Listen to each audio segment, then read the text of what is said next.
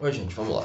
Essa talvez seja a aula mais importante do módulo sobre método dialético, né? Porque a gente vai falar de dialética. Eu até fiz uma coisa que eu não faço, eu fiz aqui um roteirinho para eu seguir, né? Eu primeiro tenho que esclarecer algumas coisas, né? Eu estou usando aqui 4 livros para embasar a minha fala, que depois vocês podem procurar ler por vocês mesmos. O meu livro é O Pensamento Vivo de Jung, que é um ensaio bem curtinho, né, que tem uma parte sobre dialética, mas que aqui eu vou expandir consideravelmente, né, já que é um ensaio bem curtinho. É o Filosofia e Método, do Padre Lima Vaz, Contradição e Dialética, e o próprio livro do Jung, onde ele vai falar do método dialético, que é a prática da psicoterapia, né? Então, quando a gente vai falar em dialética, né, a gente está falando de algo oriundo da filosofia, né? De qualquer sorte, eu vou primeiro fazer uma coisa bem geral, que é como está lá no meu livro, e depois eu vou me aprofundar um pouco na dialética como ela aparece, né? Em Parmênides, depois a não dialéia e a toda uma escola eleática, Heráclito, e a fase socrática de Platão, e falar um pouco de Aristóteles, mas de uma maneira rápida, né? O principal aqui é Sócrates. É importante também, talvez, fazer algumas distinções históricas, né? A primeira é que existe uma tradição dialética moderna, que vem de Hegel, e que surge a partir da crítica kantiana, né? O que é crítica em Kant? Eu repito sempre isso, é não dizer mais do que, não, mais do que se sabe, né? Mas o Hegel, ele resolve que é possível dizer mais do que se sabe, né? Ele tenta refutar Kant, de toda maneira. E o Jung não se filia a Hegel. Ao contrário, várias vezes ele vai dizer que Hegel é um psicólogo insidioso. Por quê? Assim como ele diz, eu mesmo, o próprio Jung, era um filósofo insidioso. O Jung ele faz uma distinção entre psicologia objetiva e psicologia subjetiva. Tem dois momentos importantes, né, que ele fala isso. No Tipos e num seminário dado pouco antes da guerra, chamado Seminário sobre a História da Psicologia Moderna. Saiu recentemente e vale muito a pena a leitura, pela editora Voz. Em que ele vai dizer que psicologia sempre houve, mas psicologia objetiva é recente. O que é essa psicologia subjetiva? É você estar falando de algo que é psicológico, mas dizendo isso em sentido metafísico, sentido filosófico, como se as coisas se comportassem realmente dessa maneira. Por exemplo, quando Jung, no Energia Psíquica, ele está falando sobre causalidade e finalidade, ele vai dizer que isso são concepções do sujeito, que ele identifica nos objetos, mas são simplesmente concepções heurísticas para compreender o comportamento dos objetos. Não significa que os objetos de fato se comportam dessa maneira. Achar que os objetos se comportam dessa maneira é uma projeção indevida da nossa própria psicologia nos objetos. E aí ele se mantém em Kant. Quando Hegel retoma a dialética heraclítica, ele segue mais ou menos uma linha já traçada pelos neoplatônicos, né? Em que eles identificam, e Heráclito, obviamente, né?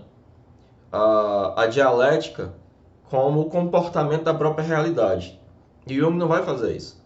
Ele vai entender que dialética é uma forma de se comportar do fenômeno psíquico que diz respeito ao sujeito e que eu não posso simplesmente projetar na realidade. A realidade, como ela se comporta, eu não sei, né?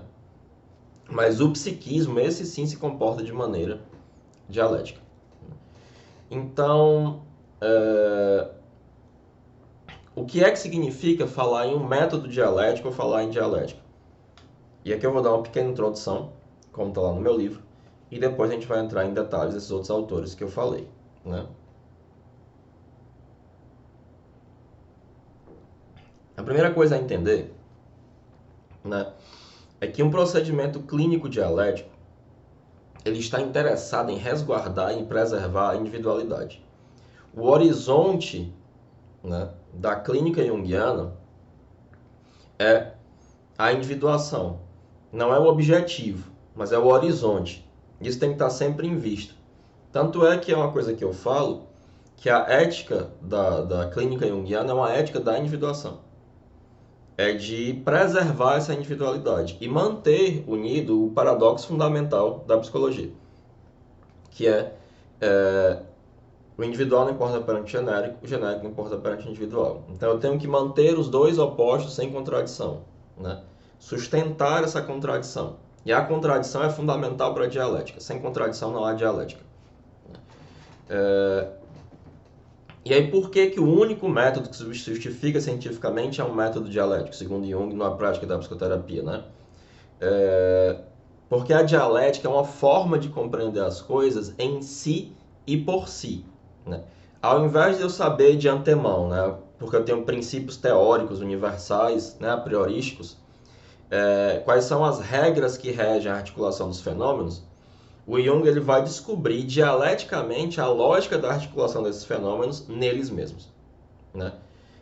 A dialética ela não apresenta um caminho de antemão pronto, acabado, pois ela é a lógica interna desses objetos investigados, é a lógica interna desses objetos investigados que vai indicar e constituir o caminho, ou seja, o método. Então, quando eu estou lidando com uma individualidade, eu não sei de antemão o que fazer. Eu estou tão na ignorância quanto o paciente. Mas a lógica interna dessa pessoa, que a gente vai entender como a psicodinâmica que está acontecendo ali, é justamente o que vai indicar e constituir o caminho, né?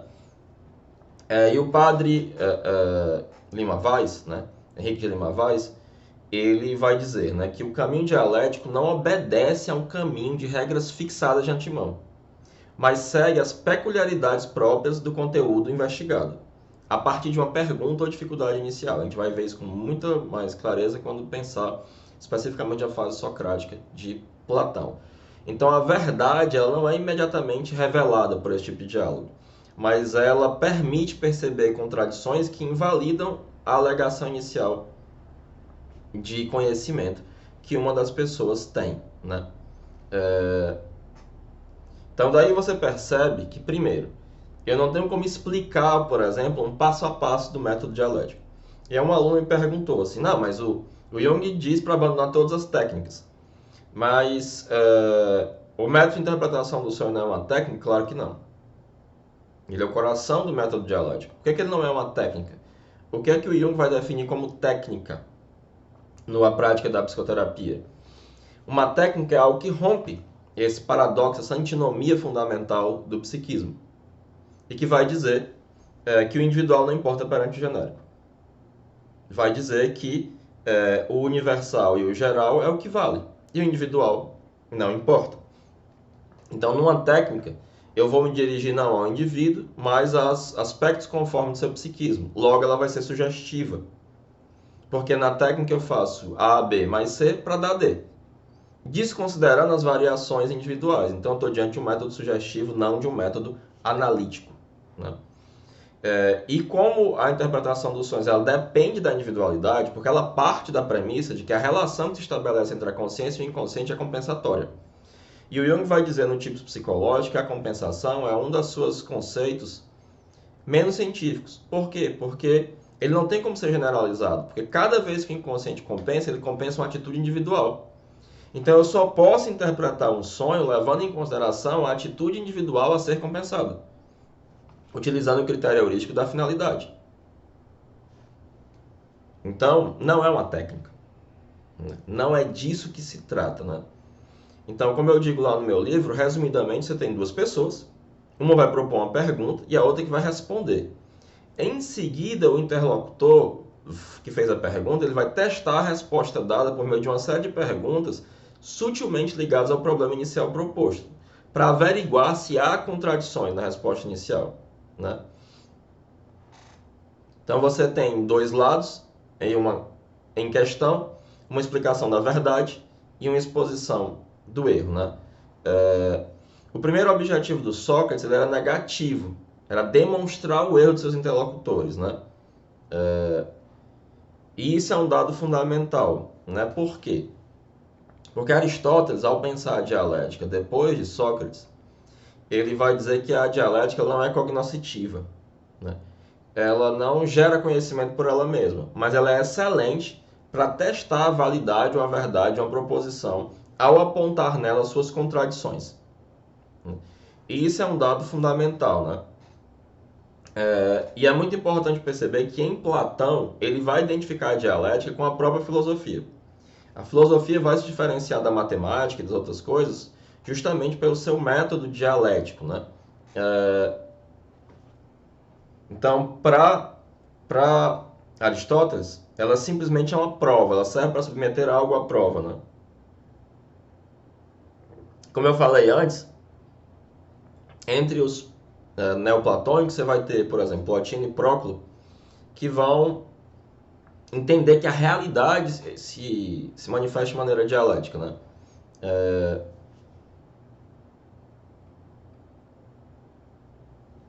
Então, o que acontece? Eu vou falar muito rapidamente eu ia falar com muito detalhe, né, de Parmênides e Zenão e Heráclito, mas eu vou ser mais rápido, né?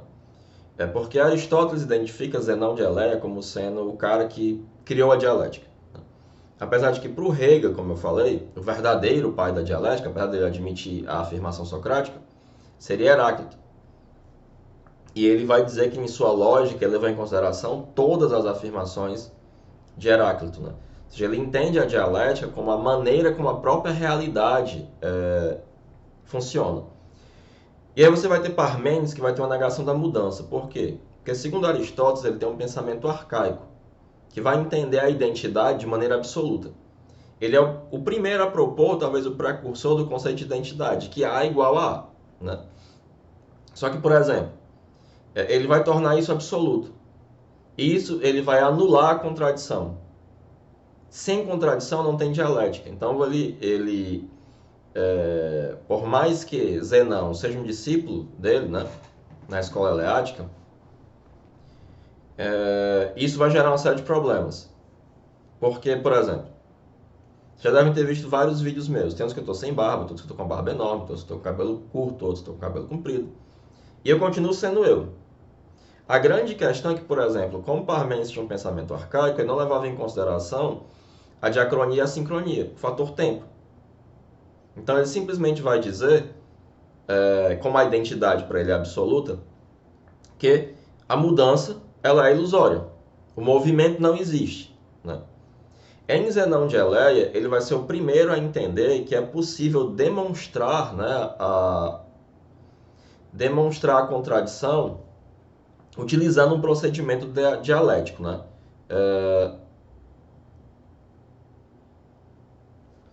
Ele vai desenvolver um método em que ele vai utilizar o que Sócrates chamou de antilogia, que também é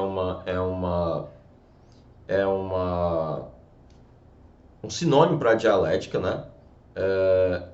E ele é um cara que é capaz de pegar uma questão, um problema, e reduzir a uma contradição para demonstrar a falsidade daquela proposição, né?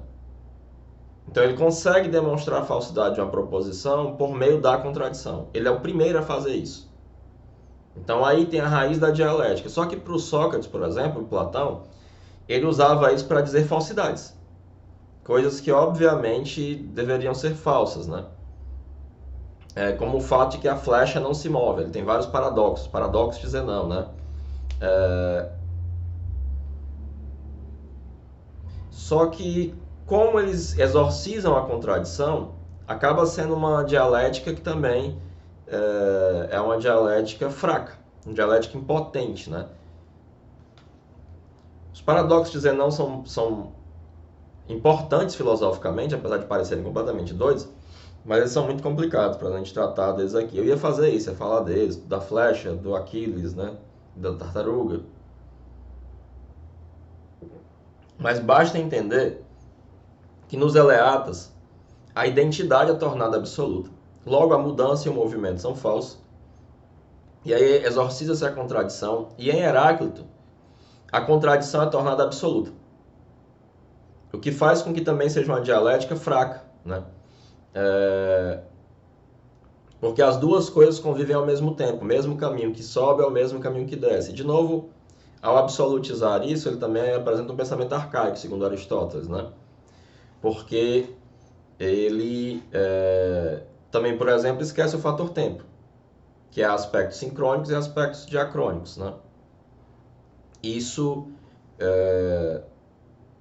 faz com que, né, como é o oposto, né, a contradição se torna absoluta.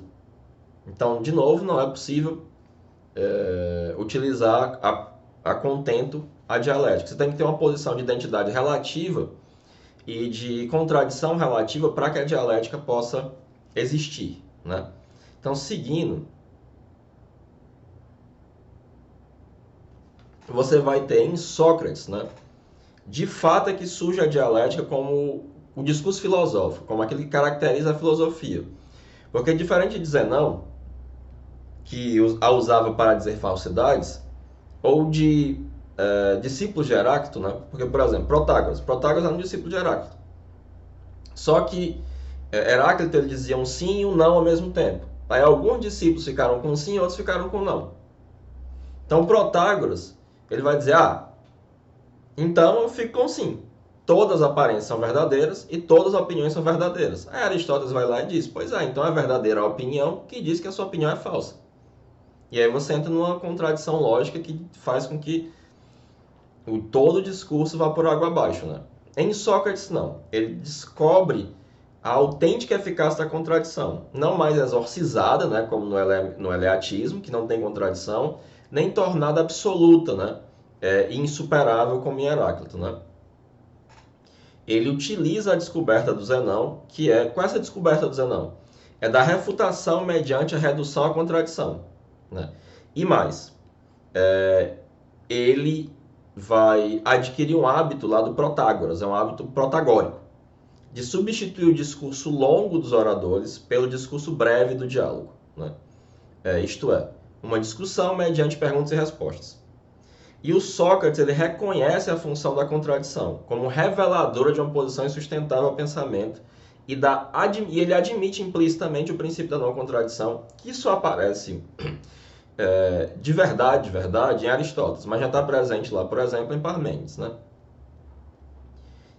E aí é importante perceber uma coisa. Em Sócrates, né, nos diálogos socráticos, e aí tem toda uma discussão filosófica que pacificou já que a cronologia desses diálogos, ou mesmo a diferença deles devido a estudos de estilística, métrica, etc., né? Esses primeiros diálogos têm um caráter inconclusivo. Eles não oferecem uma resposta, em geral, a uma pergunta. Que a pergunta é o que é? O Sócrates quer saber, em geral, o que são as virtudes, né? O que é a justiça? O que é o amor? Né? O que é o belo? Esses diálogos estão, por exemplo, no livro 1 da República, Lises, Hiper Maior, etc. Né? E aí o Aristóteles, ao falar do Sócrates, né, ele diz que ele procurava a definição de várias virtudes, justiça, coragem, etc. Mas ele se limitava a fazer perguntas, sem dar respostas, porque ele achava que ele não sabia as respostas. Por exemplo, no livro 1 da Justiça, ele pergunta o que é, no livro 1 da República, ele pergunta o que é a justiça. E isso é um dado fundamental ao se pensar uma dialética psicológica. Porque, de fato, estão os dois na ignorância, né? E aí você vai ter em Sócrates, isso é o que interessa para a gente, né? Estão enfatizados dois aspectos da pergunta. Primeiro, o fato dela expressar a consciência de não saber, né? Ou seja, uma postura de problematicidade.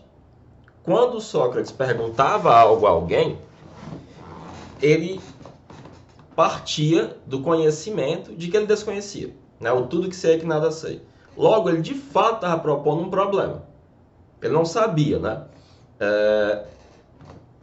E ao mesmo tempo, né, ele tinha o desejo de saber. E mais, ele estava procurando uma definição universal, que valesse todas as vezes. Por isso que ele ficava encontrando contradições, né?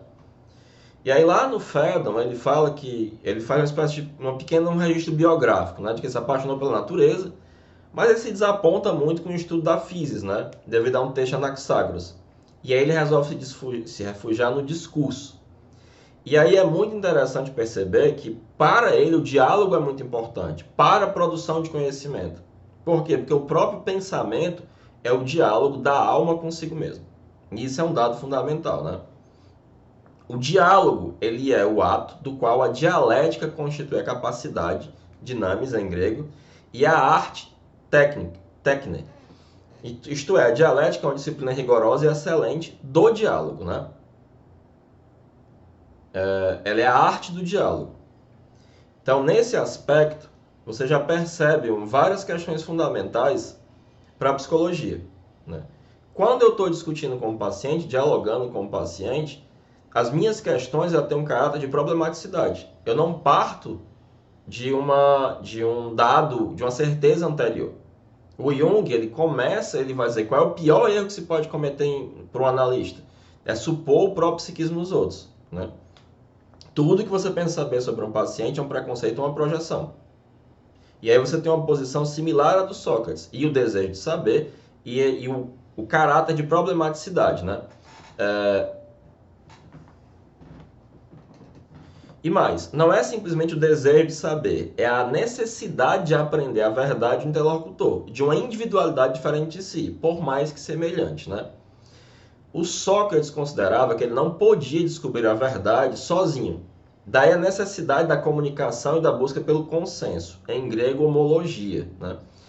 O contraste, a diferença das posições, às vezes opostas, né? Às vezes irreconciliáveis, era indispensável para o diálogo ser eficaz. E aí entra um outro aspecto essencial, crucial, né, da dialética. No começo, pelo menos provisoriamente, você torna própria a posição do outro. Então, por exemplo, o Sócrates vai lá e pergunta: o que é a justiça? Ele: não, é justo que eu ajude aos meus amigos e eu faça mal a meus inimigos. E aí o Sócrates ele toma essa resposta, né, como própria, mas não como premissa, né, para que ela possa ser examinada enquanto discurso, né? E aí ele diz: tudo bem, mas imagine que o seu amigo chega bêbado na sua casa e diz assim: me empreste sua espada e seu escudo que eu vou ali matar o fulano. Ele está claramente fora de si. Então seria justo ajudá-lo nesse momento? E aí ele faz o quê? Ele assume como própria e encontra contradições nas consequências dessa concepção.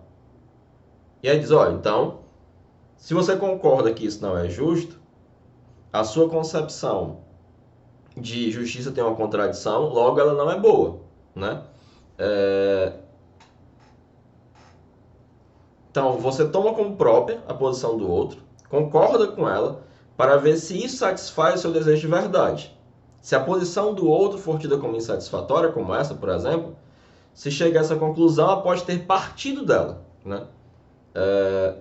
Então, e aí você tenta procurar o consentimento do outro. Então, para a homologia, para o consenso, né? Isso consiste em partir da posição do outro, sem assumi-la como premissa, e em conduzir o outro a uma conclusão comum. Até mesmo no caso em que essa conclusão comum desminta a opinião inicialmente expressa. E o diálogo ele não é um fim em si mesmo. O diálogo serve para pôr à prova, para provar, examinar a adequação das respostas, né? O diálogo socrático é um pôr-se mutuamente à prova, é um exame mútuo de ideias, né? Esse é o aspecto fundamental que aparece na dialética. Então, aqui vocês veem, né, como isso é algo que colabora efetivamente justamente para dar conta da individualidade e da existência de um inconsciente psíquico. E mais, mesmo se você pensar Platão anacronicamente, né, a partir de uma ótica psicológica, que é meio anacrônico, mas não é, se você pensa em um extrato sincrônico do psiquismo, uma estrutura do psiquismo, como os arquétipos, e você?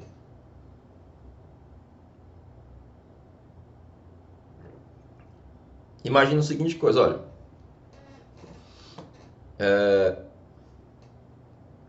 Platão, ele vai falar em verdade como um desvelar.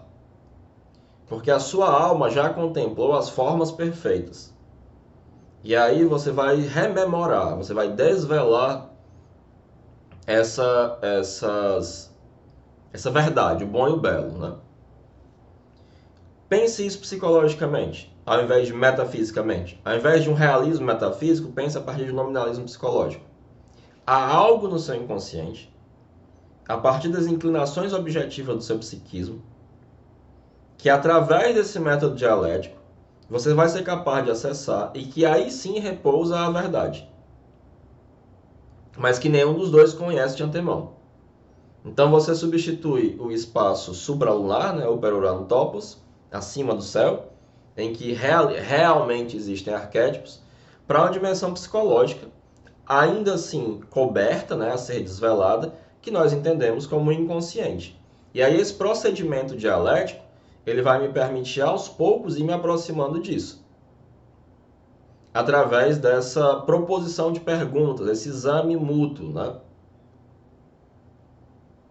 Dessa capacidade de ir demonstrando as contradições aparentes desse discurso, ou aceitando as contradições do seu próprio discurso, né? Então, o dado fundamental é que a dialética, ela não é um método pronto de antemão, ela respeita, né, a individualidade do paciente e ela garante esse desconhecimento mútuo que é, para utilizar uma expressão que eu gosto muito, que Jung utiliza só no presente e futuro, o inconsciente é um fator irracional, existencial, inalienável. Então isso aí está garantido, né? A gente não está fingindo que a gente sabe de tudo no método dialético. Nós partimos do desejo de saber, mas com essa noção de problematicidade. Eu sei que eu não sei, apesar de desejar saber, né? Então, em linhas gerais, é isso que é a dialética. Eu sugiro fortemente a leitura do Contradição e Dialética, e do meu livro, obviamente, né? Para entender melhor aquilo que o Jung está chamando de dialética. O Jung tem um método e é um método dialético. A questão é que ele não é um passo a passo, ele não é uma receita de bolo, né? Ela depende dessa finesse psicológica, né? Dessa inteligência de conduzir o diálogo de maneira dialética, né? E aí também, obviamente, é muito interessante que vocês leiam a fase socrática de Platão, que vocês leiam Aristóteles, né? Para se exercitar nisso, né? Obviamente, guardando as proporções de que uma coisa é filosofia, outra coisa é a clínica psicológica, né? E entendendo que aí você tem uma inspiração na dialética dos antigos, né? E que não tem nada a ver com Hegel, né? Quem diz isso, pelo amor de Deus, é uma indigência filosófica e uma indigência em ler o que o próprio Jung diz, né? Então, eu achava que esse vídeo fosse ficar bem mais longo do que os outros, mas eu consegui me conter na minha sanha erudita, né? Então é isso, gente. E eu espero que tenha ficado claro, porque eu acho que essa é aquilo que coroa, né? É esse módulo sobre o método dialético, que é falar em dialética, dialética filosófica, né? Então, as questões colocadas aqui, né? Eu tenho um desejo de saber, eu tenho o conhecimento de que eu não sei, eu preciso desse outro. É por isso que Jung vai, como eu preciso desse outro para conhecer a verdade, é por isso que o Jung vai chamar de espelho dialético, né? O Jung até fala, sozinho, só com as nuvens, com o sol, com a chuva, eu nunca vou me individuar, porque eu preciso do outro como espelho. Assim como Sócrates, o Jung aponta essa necessidade psicológica, né, de um outro indivíduo para se estabelecer esse diálogo que leva a esse conhecimento. E aí entenda o conhecimento de uma maneira muito ampla, né? Para que não se pense que está reduzido a um aspecto puramente intelectual. Inclusive o aspecto de Eros é fundamental para a dialética, né? Do contrário, você vai estar na erística. Você vai estar na discussão pela discussão. E não é o caso. A dialética, enquanto uma arte excelente, ela não é discussão pela discussão. Ela tem a finalidade de chegar à verdade, né? Obviamente, entendo a verdade aqui pragmaticamente, não em sentido de um realismo filosófico como era o platônico, né? Então é isso. Muito obrigado e logo logo vocês estarão na próxima aula. Valeu, moçada.